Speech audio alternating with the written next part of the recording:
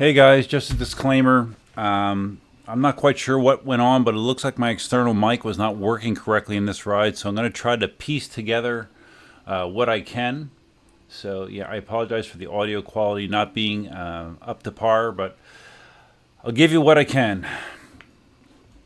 It's better than nothing, I guess. Maybe, I don't know, maybe not. Okay, so it wasn't better than nothing.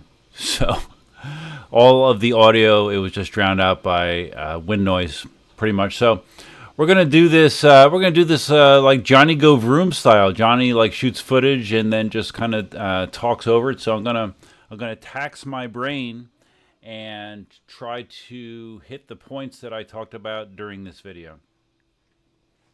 First thing that came up was the holidays and my outlook on the holidays this year, which has been less than stellar, I would say. I had to convince myself to put up a Christmas tree, and I just have not been feeling the holiday spirit very much. And I don't know. Is that a "woe is me" statement? I don't think so. It's just a matter of fact. I used to be very big into the holidays, and I'm not so much anymore. So, yeah. So that was my thoughts about the 2024 holiday season. Not normal for me, but every year is different. Hopefully next year will be better. Another thing, you notice that I am riding my Master V4. Yes, the same Master V4 that I had that nasty wipeout on Immokalee Road where I was lucky to not be run over by vehicles. I did put a tubeless TNT tire on that as part of the repair process with the hope that the tubeless tire would be safer, as it eliminates the possibility of a failure of the inner tube to cause an accident, which is what happened to me. My inner tube ripped at the valve stem, causing me to lose control and fall into traffic. So since I put that tubeless tire on, I've been struggling to get it seated correctly. No matter how much I've tweaked it, it always feels like there's a little bit of a unevenness, which you can feel as like a thump in the tire almost. So I've deflated and reinflated and reseated, I don't know, 6, 7, 8 times, 100 times, I don't know. And I've gotten it better. Like, it's better on this ride, but I still feel it. And the faster you go, the more prominent it is, and more annoying it is. So I think I got up into the 30s at one point during this ride, and it's not a good feeling. It's not confidence inspiring when you feel a unevenness in the tire. So I'm still trying to get that worked out. I talked about the new wheels that I've seen lately. The F22, which is now the F22 Pro, the KingSong F22 Pro. I talked about the differences in the features from the F22 to the F22 Pro. The original F22 was supposed to be a 151 volt wheel. It had the Fast Ace suspension, which made my ears perk up because I'm such a big fan of the Fast Ace suspension that's on the veteran wheels. I thought that was great that they were going to use that in the F22 Pro, or F22, I'm sorry. And the F22 was supposed to have, I believe, a roughly 2,700 and change watt-hour battery in it. The F22 Pro, they have now bumped the voltage up to 176 volts. They have changed the shocks from using Fast Ace. It was supposed to be, I think, Fast Ace, like two Fast Ace shocks originally, two Fast Ace shocks on opposite corners, and then just sliders in between. Let's turn this one up. Okay. We'll fix this later. But anyways, with the F22 Pro, they have now switched to using 4 D&M air shocks, not an oil-based shock anymore, but air shocks, which didn't excite me that much because I do prefer an oil-based shock, a hydraulic shock, but that's what they went with the F22 Pro. I heard some early testers say it feels great, so I don't know. I don't know. I guess real-world testing will reveal if that is a good decision or a not-so-good decision. I also spoke about the Begode X-Way. Marty just reviewed it, or not reviewed it, Marty just unboxed it. And he has some positive things to say about the fit and finish, which is a big contrast to Wrongway. Wrongway got a pre-production X-Way, and he basically ripped it apart on QC issues. There's a lot of questionable things in there.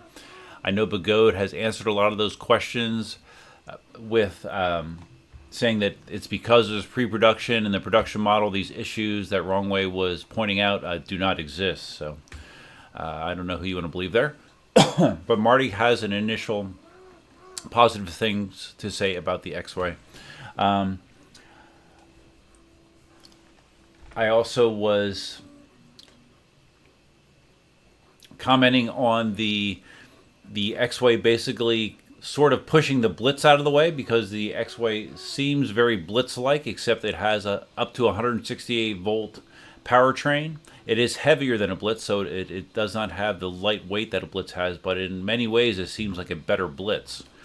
So it's another case of Gotway / Begode making their own wheels obsolete based on their extremely fast rollout schedule of new wheels.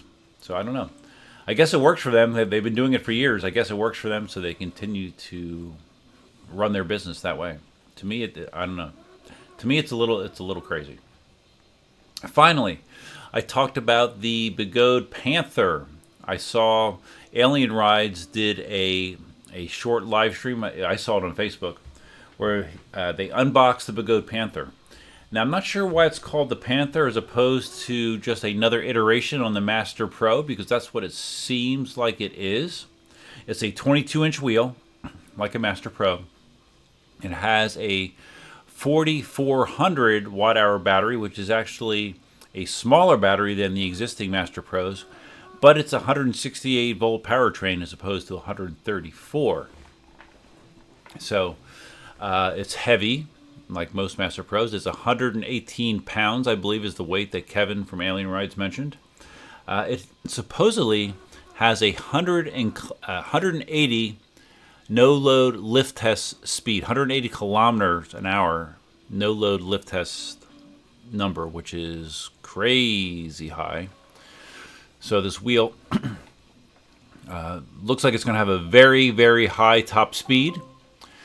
And it's just a matter of how much range you're going to get out of that configuration. 168 volts with a 4,400 watt-hour battery. I don't know. It'll be interesting to see what kind of real-world range that translates into. As far as visuals of this wheel, it's interesting. I thought that it kind of looked like a combination of a Master Pro, Blitz, and ET Max, kind of all mutated into one wheel. That was the impression that I got of that wheel. Which is not a bad thing. But yeah, we'll see. We'll see how that wheel is received, how it holds up in testing, and I have no idea what the price of it is. I'm guessing probably $4,000 range, which is the going rate nowadays. But yeah, it looks like an interesting wheel. Okay, so that is my Cliff Notes version of this ride. Enjoy the outro if you can hear it. Sorry again about the audio quality. Alright, I'm feeling like a rolling outro tonight, or today. So if you found this video interesting, please think about giving it a big thumbs up. If this is your first time visiting the channel, please consider subscribing. And if you're not yet a subscriber, or if you are a subscriber, you can also be notified of all new content, live streams, all that kind of fun stuff by hitting the notify bell over there somewhere. Feel free to leave your comments, suggestions, ideas, and thoughts below. Huge thanks to my channel members. Right here is my current list of channel members. I appreciate your support. Happy holidays to each and every one of you. And finally, if you stayed till the end of the video, I appreciate the hell out of you. But not a lot of people do. So if you did, if you want to let me know that you watched till the very end, let's see. Put in the comments, #holiday. Why not, I guess. It's simple enough. hashtag holiday, I will know that you watched till the end of the video if you do that. And thank you in advance for doing that. So I hope you have a great weekend. Right now it is Saturday afternoon, if I didn't mention that.